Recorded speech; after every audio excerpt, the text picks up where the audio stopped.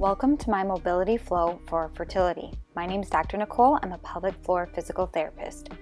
Grab a mat and let's get started. As you move onto your stomach, you're going to bend your knees to about 90 degrees.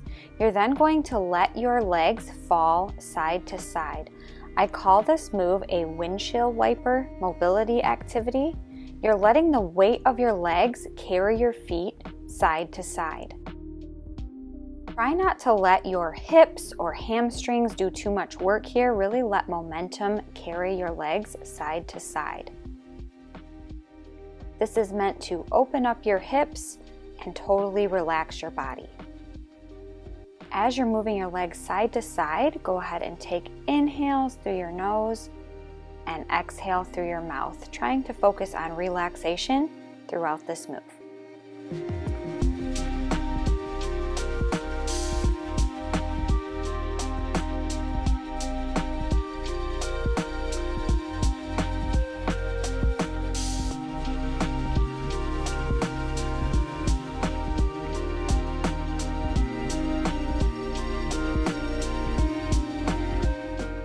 Next, we'll move into a side lying clock. You want to go ahead and get comfortable on your side with your hips stacked and your shoulders stacked. You're then going to move your arm from a 3 o'clock position back behind your head into a 9 o'clock position. Go ahead and let your eyes and head follow your arm as it moves around. As you get into this 9 o'clock position, you should feel a good stretch across your chest. Make sure you're inhaling and exhaling at a comfortable pace with the movement. We want to make sure we do both sides with this activity, so go ahead and make your way over to your other side. From this position, you're going to do the same thing.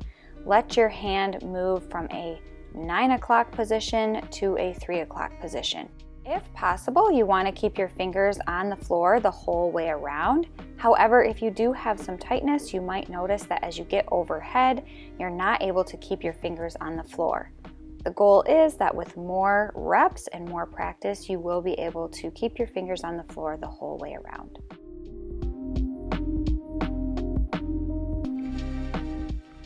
From here, we're going to transition into a hands and knees position. Make sure you have a mat under your knees for comfort.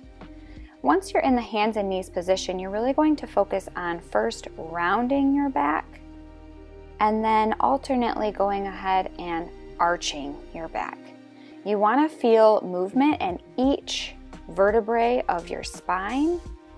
You're also going to exhale as you round and inhale as you arch your back. Your head can also follow this movement, looking towards your belly button as you round your back, and then alternately looking up towards the ceiling as you arch your back. Find a nice relaxing rhythm as you breathe.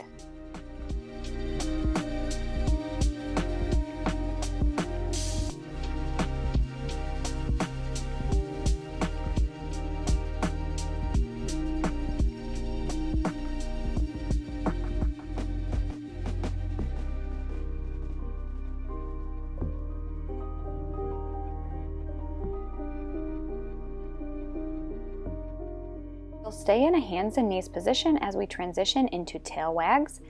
With this movement, you're going to take your tailbone and point it towards one side of your body and then switch directions and point it towards the other side of your body.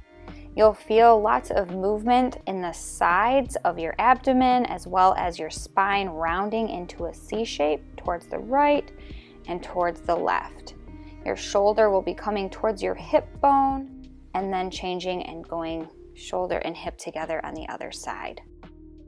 From here, we're going to move into a place where you just move your spine and body in a way that feels good to you. There's no right or wrong to do this next movement. I like to think of it a little bit like a belly dancer, really trying to get lots of movement in my spine and abdomen, tailbone, and really just moving in ways that feel good and comfortable to you.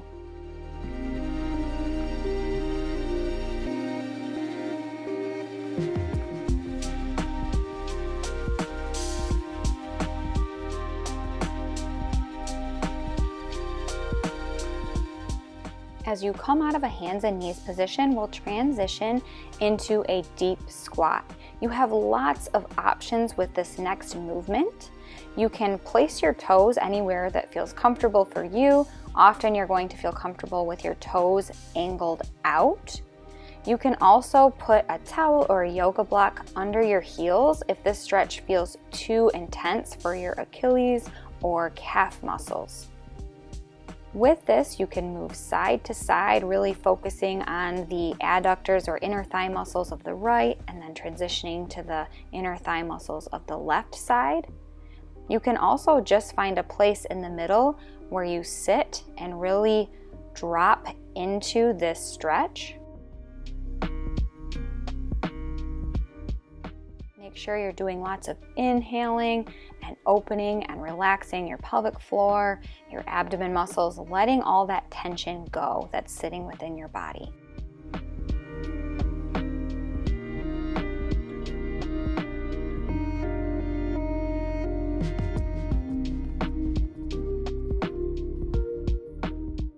From here, we'll move into another inner thigh stretch. This really allows you to go down deep into the stretch, allowing your pelvic floor muscles to open and relax as you rock back and forth. You can stay up on your hands for this stretch, or you can move down onto your elbows to just change the angle and the way that you feel this stretch.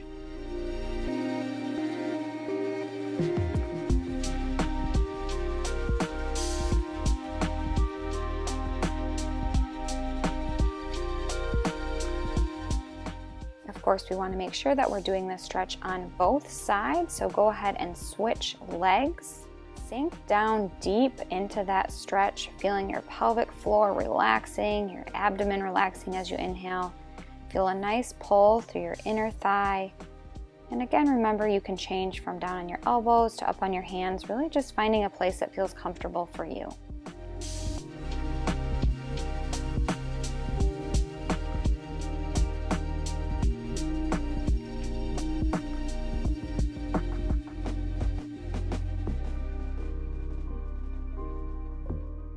We'll end this mobility flow by lying on our backs and working to stimulate our vagus nerve.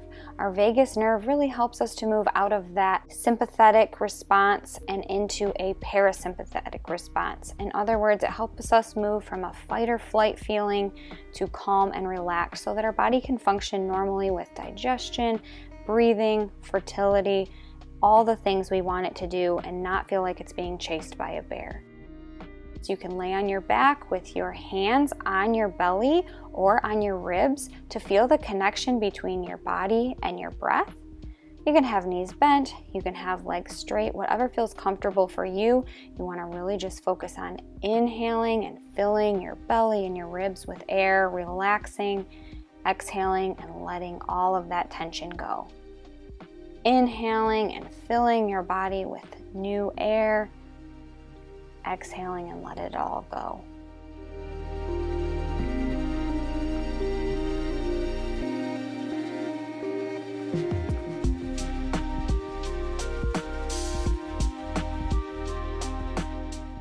Thank you for doing this mobility flow with me.